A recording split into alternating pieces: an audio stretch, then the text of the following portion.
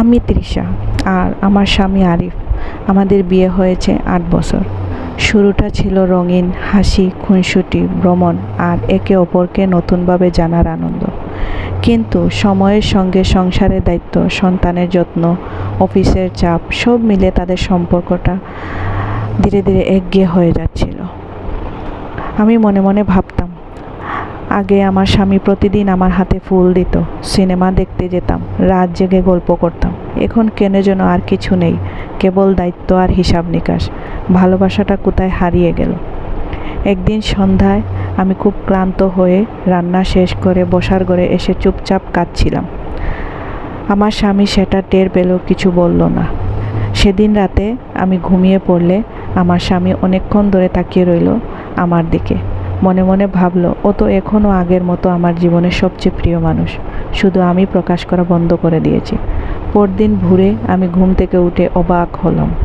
Dining টেবিলে সাজানো গরম চা, তা আমার প্রিয় ফুল গন্ধরাজ, আর পাশে ছোট্ট একটা চিরকুট।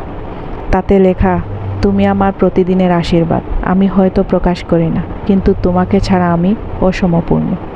চিরকুটটা পড়ে আমার চোখে পানি চলে এলো। সেই দিন থেকে আমার স্বামী আমাকে প্রতিদিন ছোট ছোট কাজে আমাকে বোঝাতে শুরু করলো, ভালোবাসা শুধু কথায় নয়, যত্নে প্রকাশ পায়। অফিস থেকে ফেরার পথে ফল নিয়ে আসা, হঠাৎ কোনো দিন আমার জন্য রান্না করা, কিংবা শুধু বলার মতো, আমি কষ্ট পেয়েছি, আমি আছি।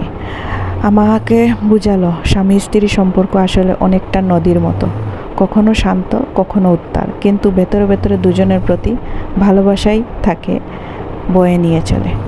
কয়েক বছর পর আমাদের সন্তান যখন স্কুলে ভর্তি হলো, আমি একদিন ডায়েরিতে লিখলাম, আমার স্বামীকে আমি নতুন করে চিনেছি। সে শুধু আমার সন্তানের বাবা নয়, আমার সবচেয়ে নিরাপদ আশ্রয়। ভালোবাসা মানে প্রতিদিন নতুন করে একে অপরকে খুঁজে পাওয়া। ওটা হইল স্বামী স্ত্রীর ভালোবাসা। তো একে অন্যরে যদি আমরা বুঝতাম পারি, তাহলে কোনো সময়ও মনোমালিন্য হইতো না, কোনো ঝগড়া বিবাদ হইতো না। তো সব সময় আমরা একে অপরকে বুঝিয়ে চললে সংসার সুখী হইব, ভালোবাসাও অটুট থাকব। আর আমরা স্বামী স্ত্রীর ভালোবাসা বুঝতে হইলে আমরা একে অন্যর ভালোবাসা বা আমরা একে অন্যর সব কিছু বুঝিয়া মানিয়া নিতে হইব, সব কিছু দেখতে হইব। তাইলেই দেখবা আমরা সংসারটাও সুন্দর হইব, আমরা একে অন্যর মধ্যে কোনো ঝগড়া বিবাদ বা কোনো মনোমালিন্য হইতো না। আমার ভিডিওটা যদি বা আমার গল্পটা যদি আপনার কাছে ভালো লাগিয়া থাকে, তাহলে লাইক কমেন্ট শেয়ার করিয়া আমার পাশে থাকবা। আর আমার রান্নার ভিডিওটা আপনার কাছে কিলা লাগছে, যদি ভালো লাগিয়া থাকে তাহলে কমেন্ট বক্সে জানাইবা। আসসালাম।